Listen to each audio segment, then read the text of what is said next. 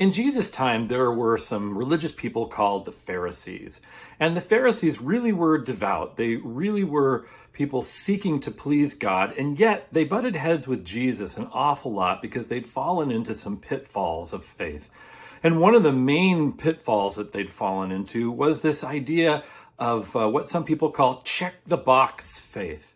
They'd really begun to think of faith mostly in terms of our outer person, what we do, and how we look to other people. And they'd really lost sight of the fact that God also wants to transform the inner person that we are, our hearts and our minds. And so a Pharisee often would kind of have this perspective where they would look at the 10 Commandments on a particular day and go, well, I didn't kill anybody, check. Didn't steal anything, check. I didn't commit adultery, check. I didn't do any of those wrong things, so I'm okay and I look good to other people. Well, Jesus came along teaching a different way of faith, saying that God is not just interested in what we do, but really even more so interested in our hearts and the person that we're becoming. And so Jesus began to reinterpret the law in a different way that also took that into account. Jesus said things like, well, it's not enough that you just didn't kill anybody, murder anybody today. That God also cared a lot about how you responded to and thought about other people, that you shouldn't have anger and bitterness in your heart, that God wanted to transform your view of others into a life-affirming view.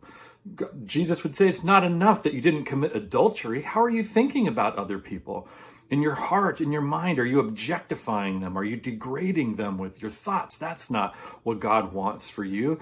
God wants to transform your thoughts and your mind so that you're honoring other people. It's not enough that you didn't steal today. God wants to transform your whole relationship with things, that you might learn to be content with what you have, grateful for what you have, and not fall into the trap of jealousy and of wanting to take what isn't yours from others so that you'll have more. So Jesus taught this idea that God really wants to transform not just our behavior, but our whole person.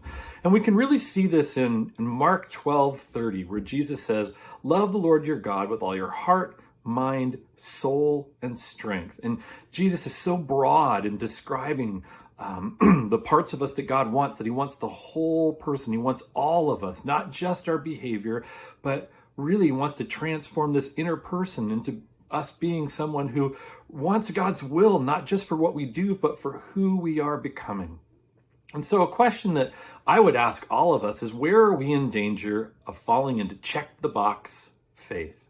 Where we say things to ourselves like, went to church, check. Gave an offering, check. Read the Bible the other day, check. I'm all good.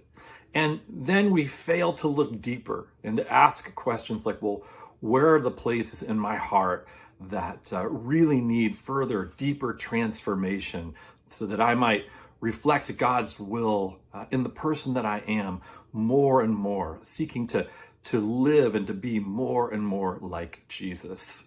I want to call us each to just reflect on where those places might be this week that we are tending to fall into check the box faith.